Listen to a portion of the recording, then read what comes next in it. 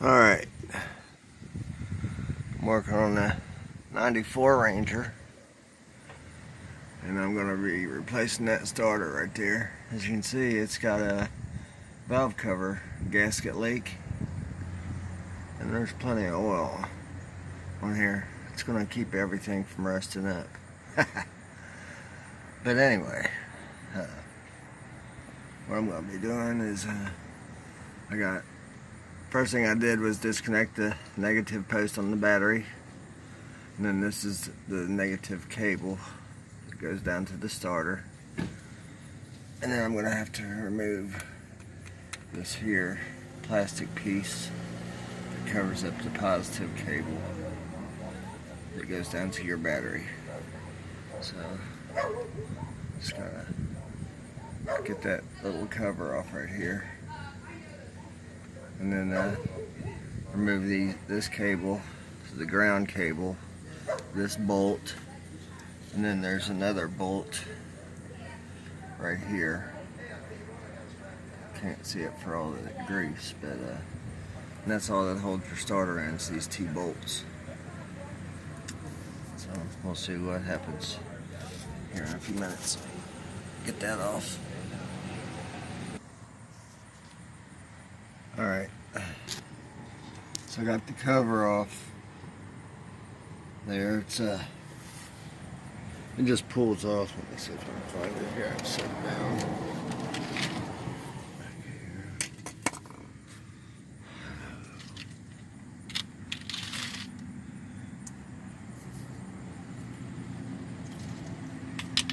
Okay.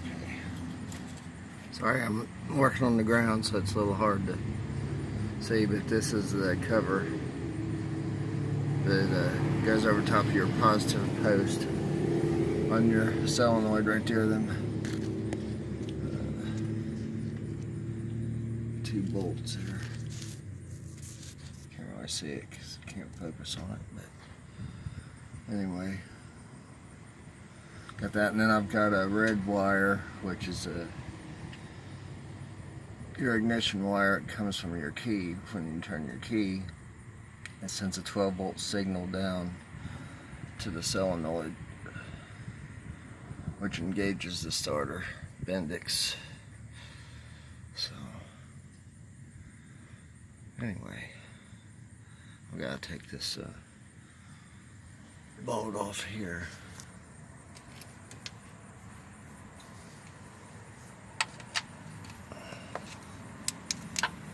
And they're 13s.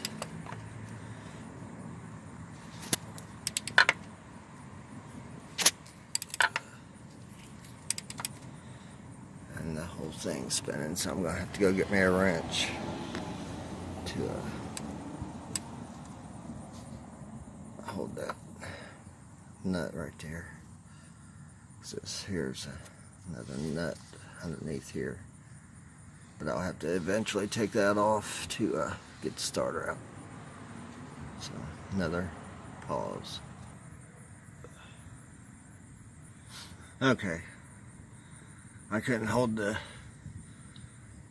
two wrenches and record this, but anyway, I had to put a wrench on this one and a socket on this one to take it off. And, got a lot far enough now. Take it off my hand. Remove the negative cable. Let's see. Got my 12, or that's a 13 millimeter. All the bolts are 13. The only one I ran into that was a 12 was on my battery. So let's see.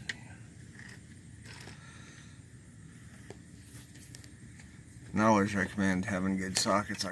I'm using Craftsman right now. 6-point and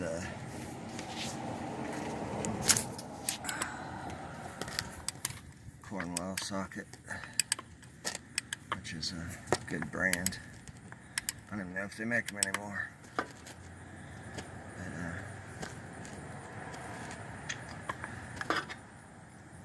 Now my bolt's spinning pretty free.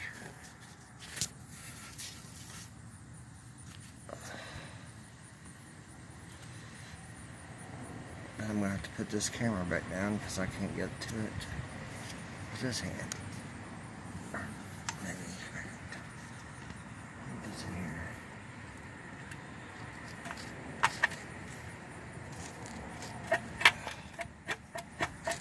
But anyway, I got the starter loose down there. So, alright, let's pause it. My hands off before I touch my phone. Working on this greasy engine. Okay. When you're removing them bolts and you know, of course they start spinning around in your socket, or your socket ratchet has a little too much spring pressure and it won't ratchet, it just spins. I put this here extension on there, it's got the little grips on it there, and just put it on there, and you can wiggle the starter a little bit. It's of course the bolt's out completely now, but just wiggle that starter a little bit just to find the sweet spot where that bolt, you can twist it out pretty simply. Just twisting it with your fingers or your socket. I got this last bolt here to take out to hold the starter in, and then there's, like I said, there's this little wire right here. Once I drop the starter down, you don't want to drop it, so to speak. Just let it down. That wire clips on there. I got the new starter here. Get it twisted around. I got the new one here, and this is the clip that's going to plug into. That little red wire is going to clip right there, and this is where my positive battery wire is going to go, and my ground's going to go down here on the bottom here. So get this thing out and get it done. Alright, got the starter out. There's your flywheel, which starter has a gear inside of here. Let's see it. I guess you can't see it. I got my light on my camera.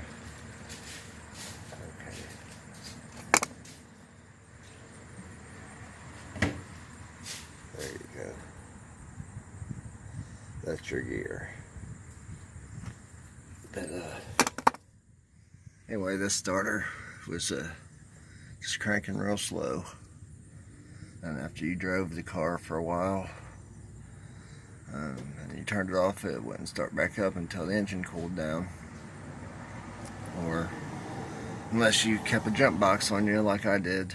And sometimes you just hook the jump box up and give it some extra amperage to get it to crank over, which is not good for your battery terminals because it creates so much heat that it'll melt the lead from the copper cables.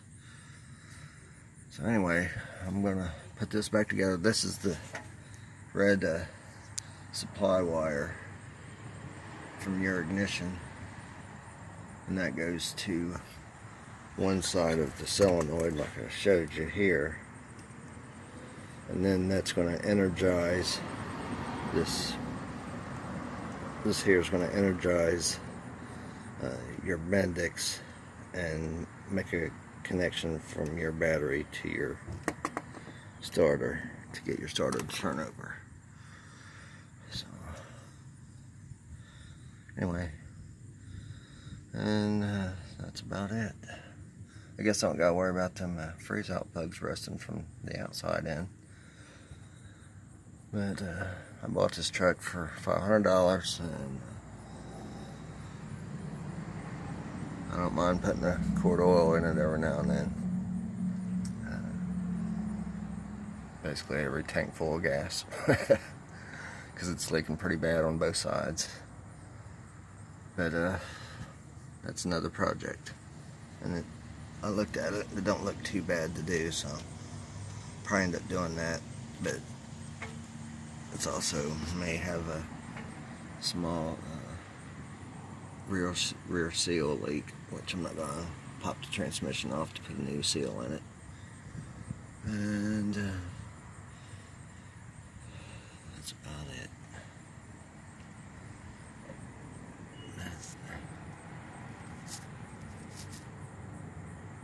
I'm gonna clean that up just a little bit. Make sure I get a good tight seal around that. I just use a gasket scraper to scrape that grease off of there and put it back on. Alright, so got it pretty cleaned off there. It's getting ready to rain on me, and I'm not in my garage. Oh, it is raining. Okay, well, it's raining, so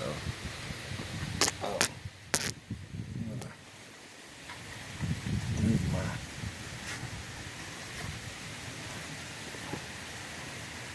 blanket here I'm laying on out of the rain. Now I'm going to go ahead and set this start up here. So now this whole process really takes about 15 minutes. I'm just kind of taking my time, and I could have done it in the garage and all my tools be right there, and I wouldn't have to worry about getting wet. It wasn't supposed to rain until 7 o'clock tonight, and thank you, weatherman. They got the good job. They got a 50-50 chance of being right or wrong. Back in a few. I didn't know you were taping, sorry. You're alright. I love you. I love you. That was my better half. She came out to check on me. But see if she could help me. That's a good woman right there. But anyway, I set the starter up in there, and I got the bolt started. I pushed on the wire there. My negative's gonna go up here on this. I gotta take that bolt off. But anyway, I'm gonna tighten it all down. Like I said, it started raining on me, so just try to get her done real quick. Thanks. Be back. Okay, I got the bolts back in. Ground strap or ground cable. My positive lead. Put the cap back on. Could have wiped it off, I guess, but it's just gonna get oily again.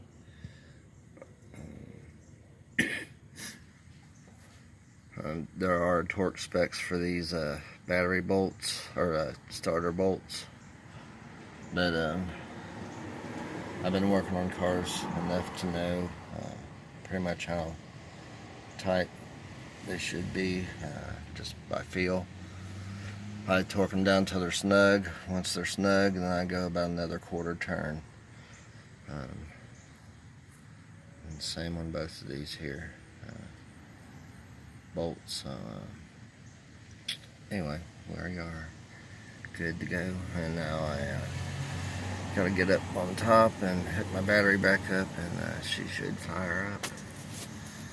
Keep your fingers crossed. These starters, it's hard to find one made in America anymore. I don't think this one is. Alright, I tried to start it a few minutes ago and it wouldn't start. And that little red wire I told you about that plugs in, I guess when I plugged it in and I set the starter up in there and was tightening the other bolts, I must have pulled that loose and it wouldn't start, so I was just getting a click click. So I went back down thinking, well, I looked at the box, and of course the starter was made in China. So I thought, well, Chinese starter, So I got my wife out here and was having her turn the key, and then I was checking all my connections, and then that's when I realized that plug was that wire came unplugged. So it does start up now.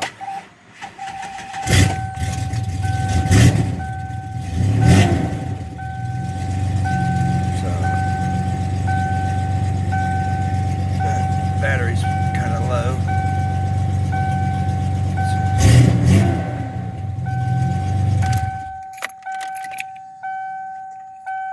Yeah, that's low.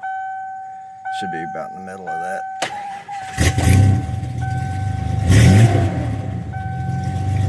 The alternator's good. Well, we got 192,000 miles. So, old Ford Ranger. $500.